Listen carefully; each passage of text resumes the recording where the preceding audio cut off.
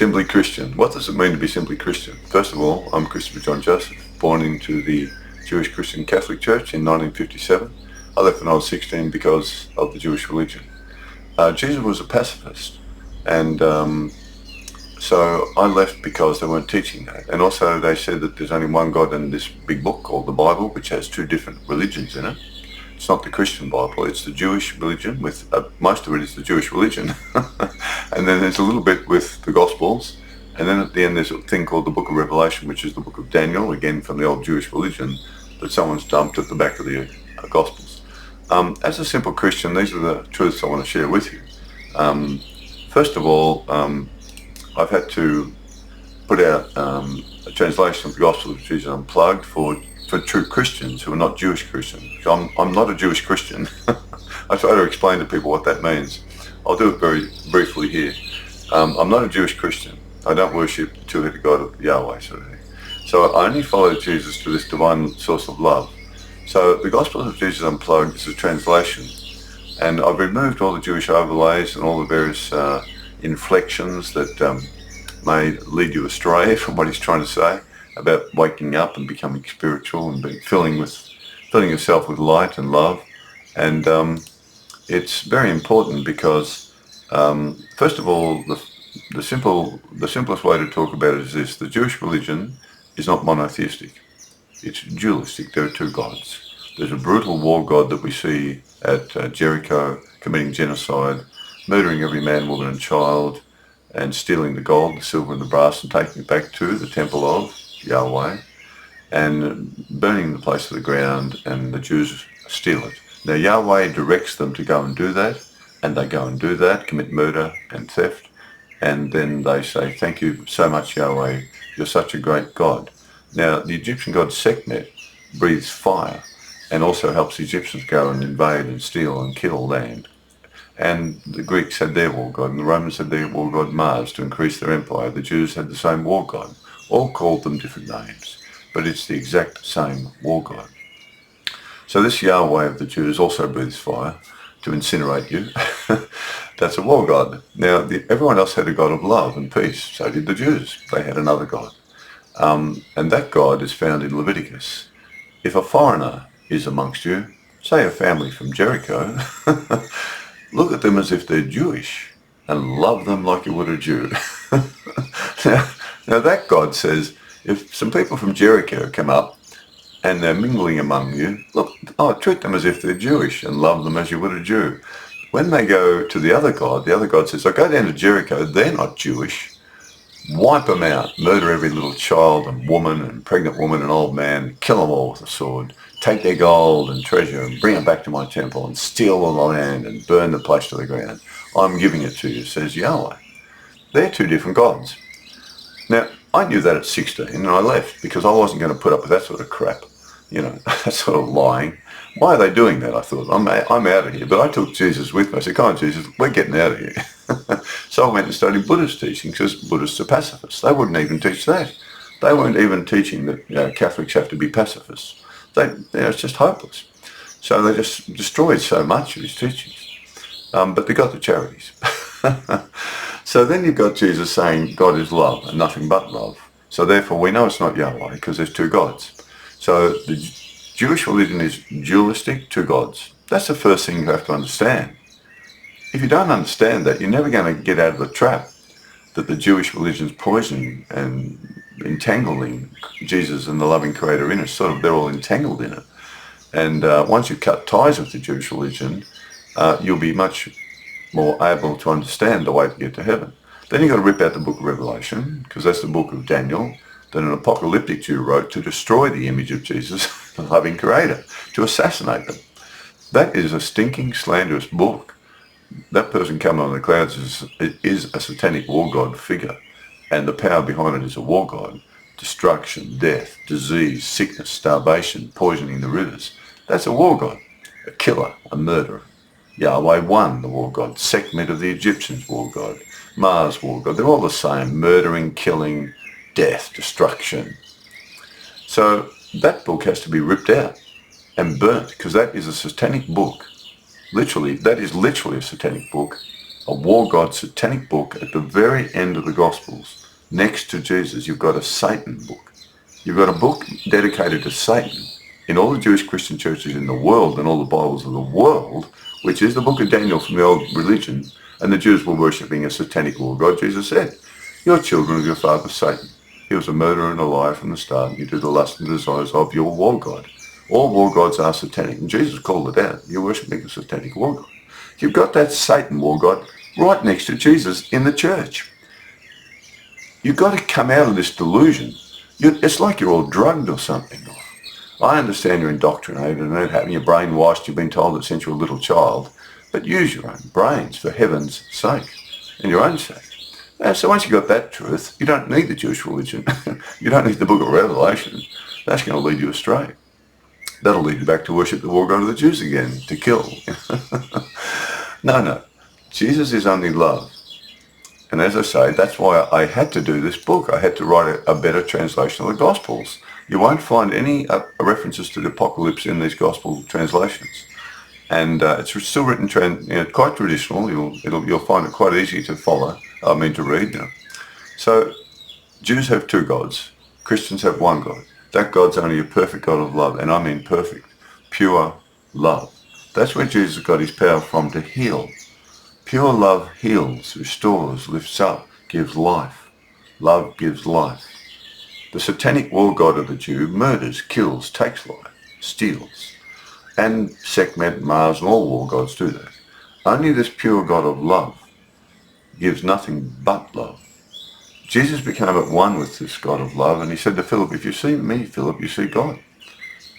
Who did Jesus punch up or hit or stab or kill or steal something from? No one. He can't. He became an awakened spiritual child of a loving spiritual creator in a heavenly spiritual world, another dimension. How do you get there? Jesus said, well, you've got to wake up your spiritual body. You've got two bodies with you right now. Now that's the dualistic part for us.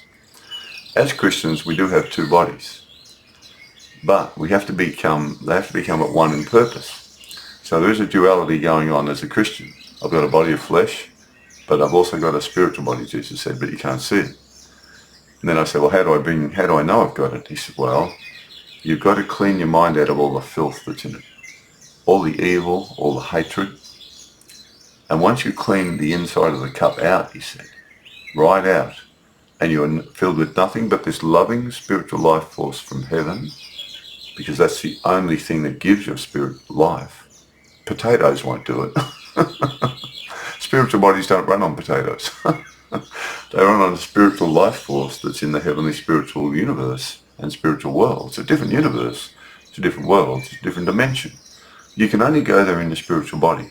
It's a place of love. So your spiritual body has the capacity to have a spiritual mind that's only love. That's called the clear light mind experience in Buddhism. Jesus had the same absolute, almost identical description. He said, if your eye becomes single, your whole spiritual body will be filled with light. He had the same description the Buddha had. They both experienced a mind devoid of any disturbance of evil. They both overcame temptation. It's a standard sort of process to become spiritually awakened and leave this world, which you're going to have to anyway, but to go to a much more beautiful world, way superior than this world. The understanding is it's a different dimension, it's a different substance, it's a different type of energy, you might say. But we have spiritual bodies like angels, is the way Jesus described it. I like his description. Buddha, of course, never talked a lot about this, other than there is a place called Nirvana where there's no more suffering and you can go there. And that's where he went. And Jesus said, well, I'm going to the heavenly spiritual world, bye, follow me. And he went there too. So they both became pacifist, non-violent, and then they loved everyone equally. And they didn't worship money. They just had enough to get by each day, waiting to leave their dead body of flesh behind on the ground and leave in their spiritual body. And then he teaches us how to bring this spiritual body alive through becoming at one with love. So all my actions are love and forgiveness and kindness and compassion and equanimity.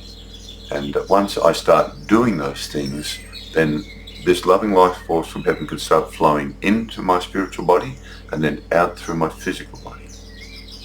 So the two bodies become one. So it flows in from heaven, the loving spiritual life force, into my spiritual mind and my spiritual body. And that empowers my spirit, and it brings my spirit alive, getting ready to leave at death. And in the meantime, while I'm waiting, it expresses it through the body. These hands don't carry a gun or fly a drone or drive a tank to blow some little child's brains out. Only Satan's children do that. They're all Satan's children. They're all Satan's children, all of them. Doesn't matter what side they're on, forget about that. Forget about it. This is about children who worship Satan and do what Satan wants them to do, and children like us who worship the loving Creator and want to go to heaven, and we'll never do that. These hands help the wounded. These help demonstrate against those satanic children. Stop doing that. You are evil. You're going to go to hell if you keep doing it. We stand against the evil satanic children of the world. And we are the lights in the world of love and peace and non-violence. We're easy targets, you might say, in the flesh. But that doesn't matter to us. Heaven's a spiritual world anyway. You can't get there in your body of flesh. And don't believe Jewish Christian churches who are Jewish and Christian who tell you your dead body of rotten flesh is going to rise again from the dirt. It does not. Jesus said in the Gospels, your dead body of flesh is nothing but food for the vultures. He says those words in the Gospels. They don't read them to you because they've got this other dialogue going on. It's to do with the Nicene Creed and all this other rubbish back in the 4th century or so. But the thing is, Jesus says you've got two bodies. And the one that leaves is your spiritual body, but it has to be alive and well and not covered in general terms sin, evil. If you're committing evil now, you're covering your spiritual body in these murders, maybe like the mass murderers that are going on with all the satanic armies. Well, they're in so much dark layers of filth now. I mean, the Jews have killed about 80,000 or 90,000 Palestinians. Hamas killed 1,200 Jews. Hamas killed some more. Hezbollah are killing some. Jews are killing in Lebanon. They're killing another few thousand in the West Bank. Russia's killing thousands in Ukraine. Ukraine's killing thousands of the Russian soldiers. Death after death after death after death after death after death after death.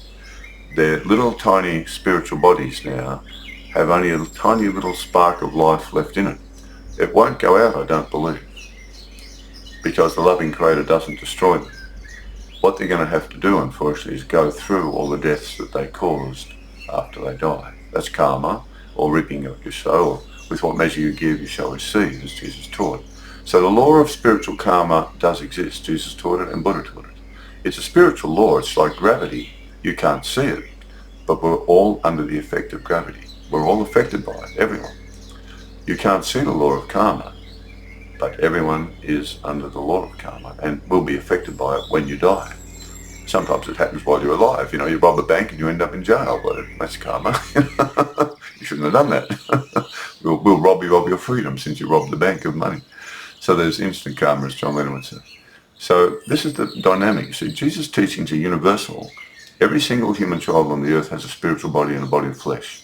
Everyone's body of flesh dies, rots, and goes back to the earth, as did Jesus. Jesus rose in a perfect spiritual body. It didn't have any wounds in it. The disciples had to put that in because the Jews had no idea about the spiritual body. It would have frightened them, so they covered it up by pretending he had some wounds and he ate some fish. And that's because the Jewish religion had accounts where some prophets were whisked away on a chariot while they were just walking along the path one day in their body. Their body of flesh was taken to heaven. Well, that's part of the Jewish sort of, dialogue, their belief. So the disciples of Jesus thought it better to say that that's what happened to Jesus, that he went in his physical body, but he didn't, of course. He appeared to them in a perfect and beautiful spiritual body that had no wounds on it whatsoever, because your spiritual body can't have any material wounds on it. It's spiritual. It's a different substance, and it's a body like an angel. And the disciples, most likely Peter, John, with the help of Mary Magdalene, they had to hide his body of flesh after they went to discover it. He appeared to them briefly, probably Friday night. They went down, saw his dead body of flesh there. They figured out, what are they going to do? They did see Jesus alive and well, but just briefly in his spiritual body. He appeared to them, peace be with you, he said. And he breathed upon them and gave them the Holy Spirit. And he said, go and teach what I've taught you. And then he disappeared. And it's interesting, at the tomb where Mary Magdalene is there, John gives a really great clue in John. When Mary Magdalene finally realises Jesus isn't the gardener, she doesn't recognise him because he's in the spiritual body. Jesus says something quite profound. Don't try to hold on to me, Mary. You can't. See, he's in his spiritual body. Your body of flesh just won't be able to hold me anymore. I'm in another body now. It's a different substance. I'm in a different universe now, but I'm just visiting here briefly. I'm just popping back to say hello because she was special. And he popped in to see the boys in the room. They were special, And then it all made sense to them. He kept telling them, you got to be born again. Flesh only gives birth to flesh. Spirit only gives birth to spirit. You got to be born again into a spiritual body from above. So our spirits have to come alive by connecting to heaven. So as a Christian, I try to connect to heaven and receive the loving life force into my spiritual mind, first of all, and then my spiritual body becomes more strong and more powerful and more alive. And then my actions and my words and my thoughts with my brain mind, they have to sort of come into alignment, like two pennies behind one another or two circles in perfect alignment. So the light that's in me now and the loving life force from heaven has to shine out through my physical body unhindered by any sort of evil or prejudice or hatred or something like that. And that's what Jesus and Buddha realised you had to do. You had to get rid of all those hatreds and prejudice, bias. They were blocking up the flow of this beautiful connection to this other, it's another dimension. But you can't get there in your body of flesh. It's not going there. It's not going to rise up from the flesh. Forget about that. From the earth, it doesn't do that. Your spiritual body has to come alive. So as a Christian, you have to know this. The Jews worship two gods, not one. Get over it. It's a lie. They lie all the time about it. But the Jewish Christians lie about it, and they should not. The Jewish Christians are the ones who should say, we do not worship that war god Yahweh. That's a different Yahweh. There are two Yahwehs in the Jewish religion. They shouldn't even have it in the church because it's just confusing. And it's schizophrenic. And I've met people who've been driven away absolutely from the Christian Jewish churches because of the poisoning of the Jewish religion. I was one of them that left, and I've met many who have. So I have to get rid of the Jewish religion, rip out the book of Revelation and burn it. It's a filthy, stinking, slanderous book, the book of Daniel. It slanders Jesus and the loving Creator and who they really are. And that should not be anywhere near Jesus. That is a satanic book, literally a war god book. All war gods are Satan, right? So satanic. That's right next to the Gospels. And Jesus is love. And then you've got Satan here. So Jesus is love, that suddenly he becomes Satan. That's an apocalyptic Jew assassinating the identity of Jesus. And the Catholic Church and everyone, all the Jewish Christian churches have got it in the Bible. That's stunning. That is stunningly cunning. Unbelievable. I mean, it's hard to believe. They read Jesus' words, they see who he is, and then they look at the book of Revelation and go, oh yeah, that's him coming back to do all these evil things, yeah. I mean, you got to say to yourself, you got to say hats off to Satan, I mean, blimey. If you can brainwash everyone to believe that load of crap, that just shows you how powerful brainwashing is, doesn't it? So luckily I was never brainwashed by the Jewish religion or poisoned by it in any way whatsoever, and or influenced by it, at all. So Jesus is love and non-violence. So two gods in the Jewish religion, only one God of love with Jesus. In order to get to heaven, you've got to leave in your spiritual body. When your body of flesh dies, which doesn't rise back up from the dirt, neither did Jesus. He left in his spiritual body, which was perfect and beautiful, because he was a child of love. He was empowered from a loving spiritual life force that flowed into him from heaven, Holy Spirit. His spiritual body came alive. His mind was clean. He overcame all temptation to be hateful or hurtful, and suddenly he realized, wow, my whole mind is just love now. And then he realized, oh, there's another world. Oh, there's another universe. Oh, heaven. Oh, right. I get it now. What was blocking me was my, imperfections. And of course, Buddha taught the same thing. So then he taught us how to become also awakened spiritual children of the loving spiritual Creator in heaven. I'm a Christian. I'm a simple pacifist Christian. And I only follow Jesus and his words and his way. But Buddha also parallels with Jesus. They're a really good complement. In fact, Buddha's teachings about how to meditate on and clean your mind out would be actually much better in any Christian church in the world rather than the Jewish religion and, the slaughter at Jericho and all the other terrible things their war god does. I can't comprehend how Christian leaders, or so-called Jewish Christian leaders, they're Jewish Christian leaders, how they allowed that in the Christian church with Jesus. It's quite stunning how that's happened. It's really, when you think about it and look at it, what it really is, the truth of it. They've got this satanic war god of the Jews right next to Jesus, and they're saying Jesus is the son of that war god. That satanic war god, the son of Satan. I mean, that's a classic Satan trick, that one, isn't it? And yet, it's not, you don't need it. You only need Jesus and the loving creator that Jesus was at one with. Well, that's not Yahweh the war god. So as a simple Christian, there you go. Now just do what I say. Cut the Bible in two. Get rid of the Jewish religion. You don't need it. You don't need it at all. Rip out the book of Revelation and burn it, and then just read Jesus' words.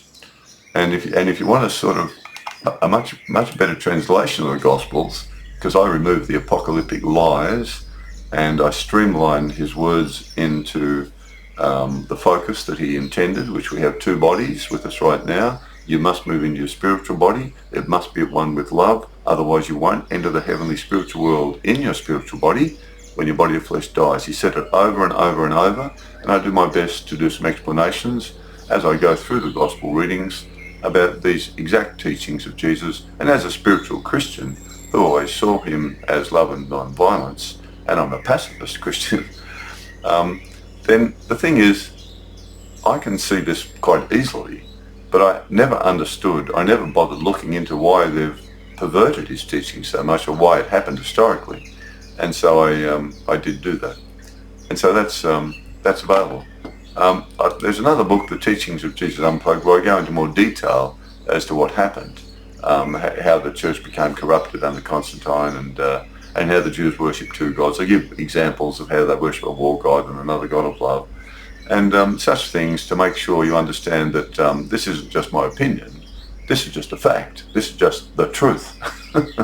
But stay with Jesus and his love, but that will lead you to only one God. Do not worship Yahweh. You must never worship Yahweh. Don't ever say, I worship Yahweh. Don't say that word, because Jesus couldn't say it either. He never said he worshipped Yahweh or was the son of Yahweh or Yahweh is my God. He never said that. He couldn't say that. He would have been acknowledging Satan, the satanic war god of the Jews, who they call Yahweh. That's why he couldn't say, I'm the son of Satan, Yahweh, war god one. He could have said, I'm son of Yahweh two, but then if he said that and he said there were two Yahwehs, then they would have stoned him to death for blasphemy. So he was caught. He was caught in a trap, a conundrum. So he didn't use the word Yahweh, he used the word Father, which gives you a much more personal connection to the Creator. So the Creator of our spiritual life is only love. I must become a child of love, and I'm a simple Christian, a pacifist Christian. And email me if you find what I've said sort of interesting or makes more sense. And you can buy this. This is an EPUB book. I'm just uploading a new text on it actually at the moment, but it's available once it's uploaded. And you might find my gospel reading refreshing. Take my gospel upon you, you who are weary and laden by the Jewish poisoned religion and Yahweh war God one, and find yourself rest and peace, for I only talk of love that Jesus gave us and non-violence, because that's who he is, that's who God is, that's who you have to be and I have to be if you want to enter heaven. So I'll leave you with that. So that's what it is to be a simple Christian. I had no idea how messed up this has gotten. I didn't bother about looking into it.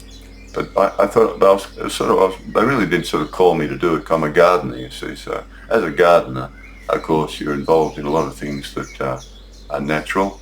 And I always naturally saw Jesus' love and non-violence, even as a little tiny child in church. I was never interested in the Jewish religion. Wondered why they were reading it to us. We're not Jews. The book of Revelation, when I read that when I was in my 20s, I thought, blimey, what a load of crap. Just total crap. Nothing to do with his parables, the Good Samaritan parable, the goats and the sheep. I was hungry and you fed me, I was naked and you clothed me, I was thirsty, you gave me to drink. Nothing to do with Jesus. The book of Daniel, an apocalyptic Jew, wrote it, dumped Jesus and the loving spiritual one in it to dirty their names, make their names filthy, stinking, filthy, evil names. They are not those identities in the book of Revelation. I'm telling you, I'm a follower of Jesus of Nazareth, a pacifist follower. I belong to the original church he founded on the earth. And I'm here to tell you, rip it out and burn it. It's satanic. Only listen to the words of Jesus about love and non-violence. Become a pacifist Christian. Awaken the spiritual body, and I'll see you in heaven when your body of flesh dies. They don't rise up from the dirt. I'm a gardener. I know about manure. Okay, simple Christian. That's what it is. They're the simple truths. Okay. Of course, he who has ears to hear, let him hear.